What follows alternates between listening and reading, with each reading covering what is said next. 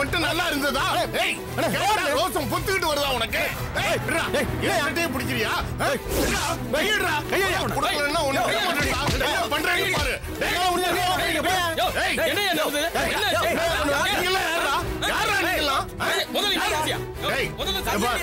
வட்டிக்கு பணம் வாங்கியிருக்கான். உங்களுக்கு தேவையில்லாத வேலை யாராவது கொடுக்குறீங்களா? முடியாது இல்ல. உங்க வேலையை பாருங்க.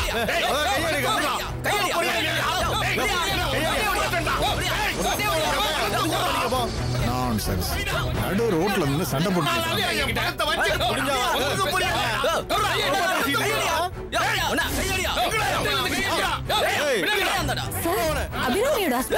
அபிராமியோட ஹஸ்பண்டா? ஆமா சார். யாருமா அது? அந்த கிரே கலர் ஷர்ட் சார். எதுக்கு அடிக்கிறாங்க? தெரியலையே சார். ரோட்ல கை வைக்கிறாங்க மேல.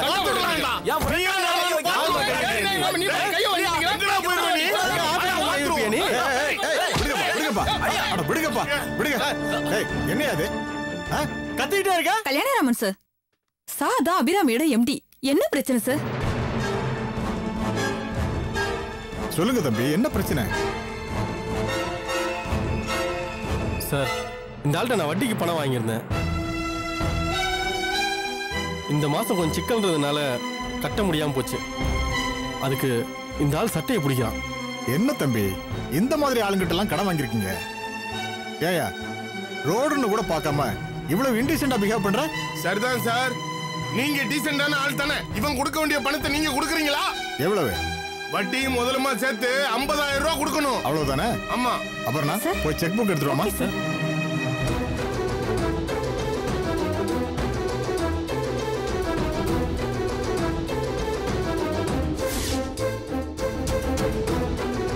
இந்தாங்க சார். இல்ல சார், வேணாம் சார். இருங்க தம்பி. சார், சொன்னா கேளு. சார், எதுக்கு சார் உங்களுக்கு சிரமம்?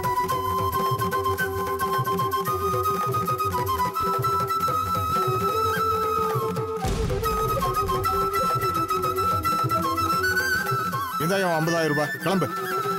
கிளம்பியா? என்னப்பா, நீங்களாம் போங்கப்பா, போய் வேலை பண்ணுங்க. போங்க போங்க. கல்யாணம் பார்த்து இருந்துக்கடா. ஏன் தம்பி, நீங்க நல்ல குடும்பத்தை சேர்ந்தவர். இந்த மாதிரி ஆளுங்கிட்ட எல்லாம் கடன் வாங்கலாமா? ரொம்ப நன்றி சார். நீங்க வருவீங்க நான் எதிர்பார்க்கவே இல்லை. ரொம்ப நன்றி சார். நல்ல நேரத்தில் வந்து என் மானத்தை காப்பாத்துனீங்க. என்ன தம்பி, நீங்க பெரிய வார்த்தையெல்லாம் பேசிக்கிட்டு. வரேன்ப்பா, போலாமா? Okay sir.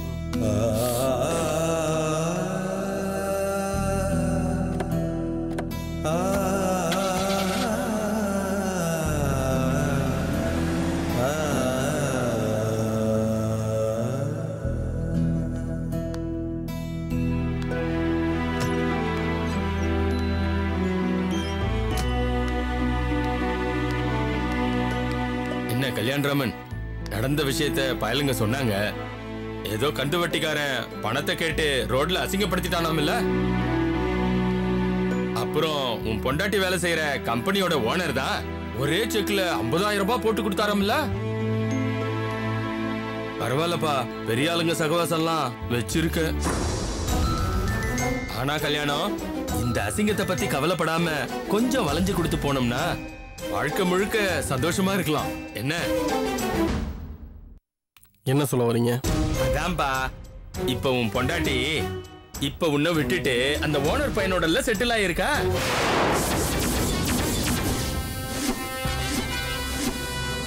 அதுக்கு கூலி தானே இப்ப அந்த ஆளு உனக்கு கொடுத்துட்டு போயிருக்கா.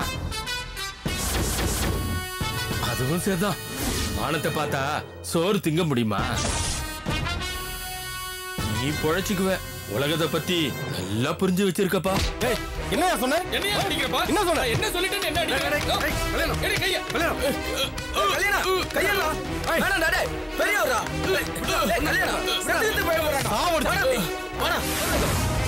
Hello, police station. Doctor, doctor, என் குழந்தை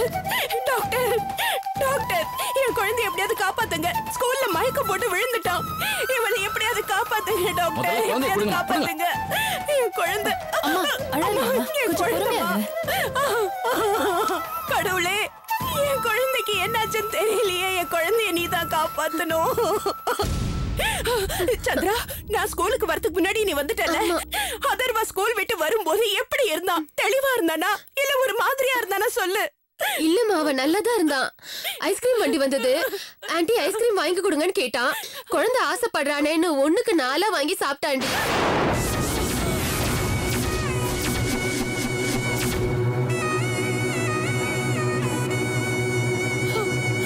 கௌரி, ஐஸ்கிரீம் ஏண்டி வாங்கி கொடுத்த? அதுவும் 4 ஏன் வாங்கி கொடுத்த? என்னடி நீ குழந்தை கேட்கும் போது வாங்கி கொடுக்காம இருக்க முடியுமா? அதுல என்னடி பிரச்சனை? ஐயோ, பிரச்சனையே அதுதாண்டி. என்ன சொல்ற நீ? சொல்லு கௌரி, ஐஸ்கிரீம் சாப்பிடுறதுல என்ன பிரச்சனை? அது வந்து குழந்தைங்க ஐஸ்கிரீம் சாப்பிடுறது சகஜம் தானே? சொல்லு கௌரி, கேக்குறேல்ல, சொல்லு. அது வந்து அதர்வா அவன் ஐஸ்கிரீம் சாப்பிடக்கூடாது. ஏன்? ஏன்னா அவனுக்கு சுகர் இருக்கு.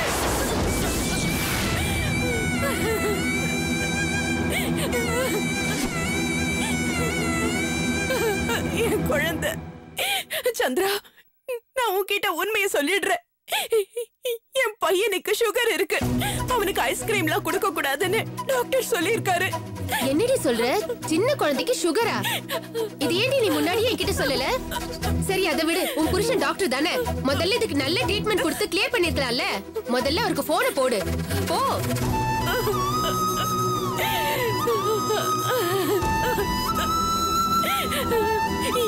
என்ன மன்னிச்சிடு சந்திரா. கௌரி, உன்கிட்ட சொன்ன மாதிரி என் புருஷன் டாக்டர் இல்ல. இதே ஊர்ல தான் சமையல் வேலை பார்த்துட்டு இருக்காரு. அந்த வருமானத்தை வச்சு என் பிள்ளைக்கு சரியான ட்ரீட்மெண்ட் கொடுக்க முடியல. அதனாலதான் முடிஞ்ச வரைக்கும் ட்ரீட்மெண்ட் கொடுத்து அப்படியே வச்சிட்டு இருக்கோம். ஏண்டி இதெல்லாம் என்கிட்ட மறைச்ச? நீ வசதியா வாழறவர். என்னோட ஏழ்மையை உன்கிட்ட சொன்னா நீ என்ன ஒதுக்கிடுவ. என் பிள்ளையையும் அனுதாபத்தோட பாப்பங்கிற தாழ்வு மனப்பான்மையிலதான் நான் மறைச்சிட்டேன். கடைசியில நான் சொன்ன போய் என் பிள்ளைக்கே வினையா வந்து முடியும்னு நான் எதிர்பார்க்கலடி, எதிர்பார்க்கல. பொடி பொடி பைத்தியக்காரி, உன்னோட உண்மையான வாழ்க்கைய பத்தி தெரிஞ்சா உன் ஃப்ரெண்ட்ஷிப் கட் ஆயிடும்னு நீயா எப்படி முடிவு பண்ணுவ? இன்னும் உன் மேல அன்புதான் அதிகமா இருக்கும். ஒண்ணு மட்டும் தெரிஞ்சுக்க, அவங்களுக்கு என்ன வாழ்க்கை அமையணுமோ அது அப்படிதான் அமையும். கௌரி கௌரி கௌரி கௌரி கௌரி, என்னடி ஆச்சு? கௌரி, அதர்வா மயக்கம் போட்டு விழுந்துட்டான்னு போன்ல சொன்னீங்க, என்னாச்சு? கேக்குறாங்கல்ல, சொல்லுடி. ஐஸ்கிரீம் வாங்கி சாப்பிட்டதுனால தாங்க இப்படி ஆயிடுச்சு. ஐஸ்கிரீம் சாப்பிட்டானா? ஏண்டி அவனுக்கு சுகர் இருக்குன்னு தெரியும்ல?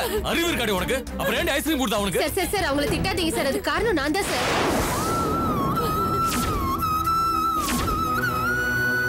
நான் கௌரியோட ஃப்ரெண்டு. அதர்வாக்கு இப்படி ஒரு பிரச்சனை இருக்குன்னு எனக்கு தெரியவே தெரியாது சார். அதனாலதான் குழந்தை ஆசைப்பட்டு கேட்டதும் நான் ஐஸ்கிரீம் வாங்கி கொடுத்துட்டேன். கௌரி இப்பதான் என்கிட்ட உண்மையே சொல்றா. எனக்கு முன்னாடியே தெரிஞ்சிருந்தா நான் வாங்கி கொடுத்துருக்கவே மாட்டேன். பாத்தியா பாத்தியாடி, உன்னோட வரட்டு கௌரவம் எங்க கொண்டு நிறுத்தி இருக்குன்னு. இதுக்கு தானே நான் தலையில அடிச்சுட்டேன். இதுக்கு தாமா எப்பவுமே உண்மையை சொல்லணும்ன்றது. பொய்யான பந்தா தேவையில்லைன்னு நான் அன்னைக்கே சொன்னேனம்மா. சொல்லுங்கப்பா, நல்லா சொல்லுங்க. இந்த பாரு, பையனுக்கு மட்டும் ஏதாவது ஒண்ணு ஆச்சு, உன்னை இங்கேயே. நீ வேற. டாக்டர் டாக்டர் டாக்டர் டாக்டர் ஒன்னும் கவலைப்படாது. உங்க பையனுக்கு ட்ரீட்மெண்ட் கொடுத்துருக்கேன். 1 மணி நேரத்துல நீங்க வீட்டுக்கு கூட்டு போலாம்.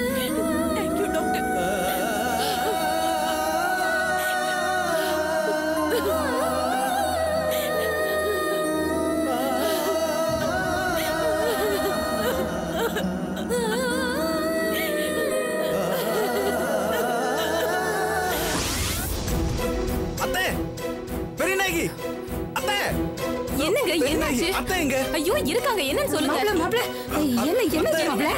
ஏன் இவ்வளவு பதட்டமா இருக்கீங்க? பெரிய பிரச்சனை ஆயிடுச்சு அத்தை. என்ன பிரச்சனை? என்னாச்சுங்க? ஐயோ அதெல்லாம் இல்ல.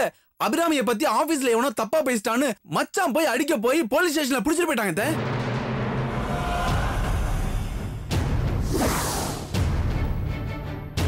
என்னத்த இவ்வளவு தூரம் சொல்றேன், பதட்டமே இல்லாம நிக்கிறீங்க? உங்களுக்கு இப்பதான் தெரியும் மாப்ள. எங்களுக்கு ஏற்கனவே தெரியும்.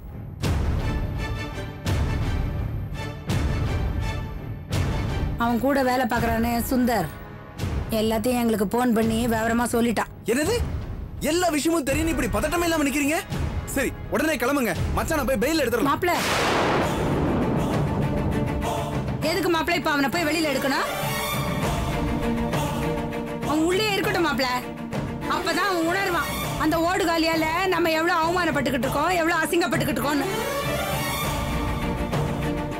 அவளை பத்தி நம்ம பேசினப்பெல்லாம் நம்ம கிட்ட அவளுக்காக வக்காலத்து வாங்கி பேசினால, இப்ப உள்ள இருக்கும் போதாவது அவளை பத்தி நல்லா தெரிஞ்சுக்கிட்டோம். அத்தை, கோவத்தை காட்டுறதுக்கு இதுவா நேரம்? உள்ள இருக்கிறது யாரு? உங்க பையன், என் மச்சான். வாங்க, 4 பேருக்கு விஷயம் தெரியறதுக்குள்ள வெளில எடுத்துடலாம். இல்ல மாப்ள, நான் வரமாட்டேன். நான் வரல. பெரிய நாயகி, நீயாவது அம்மா எடுத்து சொல்லலாம்ல? இல்லங்க, அம்மா சொல்றதா சரி, அத கேளுங்க. சரி, நீங்க யாரும் வர வேணாம். ஏன் மச்சான எப்படி வெளில எடுக்கணும்னு எனக்கு தெரியும். நான் போறேன். மாப்ள,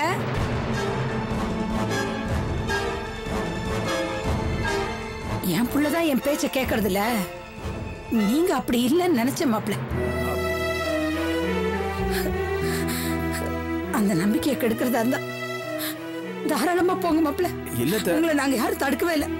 உங்க இஷ்டம் தான், போங்க மாப்ள. பரவாயில்ல, நீங்க போயிட்டு வாங்க மாப்ள. என்ன பெரிய நாயகி இதெல்லாம்? என்ன யாருமே புரிஞ்சுக்க மாட்டேங்கிறீங்களே. அவர் என்ன கஷ்டப்படுறாரோ அங்க ஒண்ணுமே தெரியலையே. பாவம் அந்த மனுஷன். மச்சான்,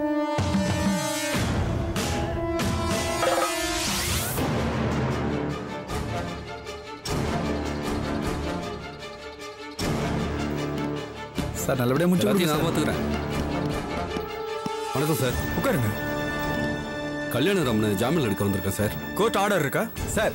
இது என்ன பெரிய கிரைம் குற்றமா என்ன? சாதாரண கைகலப்பு தானே சார்? சாதாரண குற்றமா இருந்தா எதுக்கு கம்பெனி கேஸ் கொடுக்குது? அங்கேயே பைசல் பண்ணிருக்க வேண்டியது தானே. அதை விட்டுட்டு எங்கிட்ட எதுக்கு ஒப்படைக்கிறாங்க? அவர் கோர்ட்ல ப்ரொடியூஸ் பண்றோம், நீ அங்க போய் ஜாமீன் வாங்கிக்கோங்க.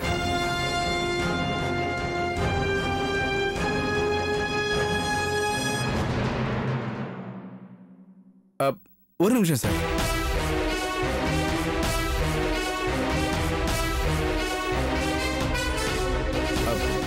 ஹலோ, சார் நான் பிரகாஷ் பேசுறேன் சார்.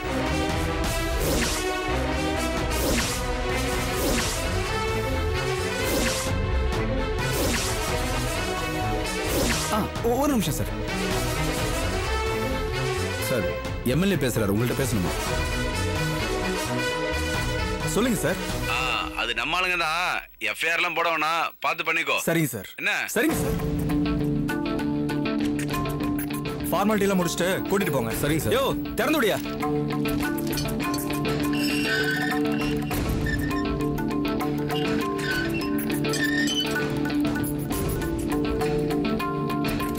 இது ஒரு கையெழுத்து போடுங்க.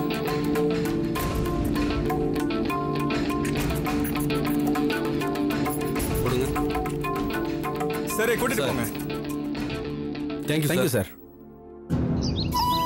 பிரகாஷ், அப்ப நான் வரட்டுமா? ரொம்ப தேங்க்ஸ் சார். கூப்பிட்டோன்னு வந்துட்டீங்க. வரேன்ப்பா. மாப்ள, என்ன நீங்க இதே மாதிரி நீங்க லாக்கப்ல இருந்தப்ப கூட எம்எல்ஏ ஹெல்ப் கூப்பிடலையே? என்ன மச்சான் இப்படி கேக்குறீங்க? எதுக்கு தேவையில்லாம சாதாரண பிரச்சனைக்கு அவ்வளவு பேர் ஆளை கூப்பிடணுமே? அதான் போன் எதுவும் பண்ணல. ஆனா உங்க விஷயத்துல அப்படி விட்டுற முடியுமா? அதனாலதான் போன் பண்ணேன். சரி மாப்ள, அம்மா வரலையா? அட நீங்க வேற, அவங்க கடுமையான கோபத்துல இருக்காங்க. என்ன கூட உங்களை பார்க்க கூடாதுன்னு சொன்னாங்க. நான் தான் அவங்களுக்கு தெரியாம உங்களை வெளியில எடுக்கிறதுக்கு வந்தேன். அத்தைக்கு எல்லா விஷயமும் தெரிஞ்சு போச்சு மச்சான். நீங்க தாலி பிரிச்சு போறதுக்காக வட்டிக்கு கடன் வாங்கின விஷயம் வரைக்கும் தெரியும். ஏற்கனவே அவங்க வீட்டுல அபிராமி தங்கி இருக்கிறதுனால கோவப்பட்டு இருக்காங்க. நீங்க வருண் அப்பா கிட்டே பணம் வாங்கி அதை செட்டில் பண்ண போய் அதனால இப்படி அடிதடியெல்லாம் ஆகி உள்ள வந்து இருக்க வேண்டியதெல்லாம் ஆயிடுச்சு. அப்புறம் அத்தை எப்படி கோவப்படாம இருக்க முடியும்? என்ன மச்சான், உங்களுக்கு பணம் தான் பிரச்சனைனா என்கிட்ட கேட்க வேண்டியது தானே? உங்களுக்கு இல்லாத உரிமையா? பிடிங்க மச்சான். என்ன மாப்ள, எதுக்கு பணம் தரீங்க? இதுல 50,000 ரூபாய் இருக்கு. முதல்ல இத வருண்குமார்ட்ட கொண்டு போய் கொடுத்துட்டு உங்க பொண்டாட்டி அபிராமி கிட்டயும் சொல்லி புரிய வைங்க. இல்லன்னா கட்டாயப்படுத்தி அவங்கள நம்ம வீட்டுக்கு கூட்டுவாங்க. அம்மா இதுக்கு சம்மதிக்க மாட்டாங்க மாப்ள. அத்தைய பத்தி நீங்க ஏன் மச்சான் கவலைப்படுறீங்க? அத்தைய சமாதானப்படுத்த வேண்டியது ஏன் பொறுப்பு. மச்சான், எனக்கு நீங்களும் அபிராமியும் ஒன்னா சேர்ந்து வாழணும். சொன்னா கேளுங்க மச்சான், அவங்கள போய் கூட்டிட்டு வாங்க. நீங்க பிரிஞ்சிருக்கிறதுனால தான் இத்தனை பிரச்சனையும். அது புரியுதா உங்களுக்கு? புரியுது மாப்ள. அதனால தான் சண்டையாகி இப்படி போலீஸ் ஸ்டேஷன் வரைக்கும் வர வேண்டியதா போச்சு. நல்ல வேலை மாப்ள, நீங்க வந்து காப்பாத்திட்டீங்க. அதுக்காக ரொம்ப நன்றி மாப்ள. இப்பயே போய் அபிராமியை பார்த்து கூட்டிட்டு வந்துடுற மாப்ள. வரட்டுமா மாப்ள? சரி மச்சான்.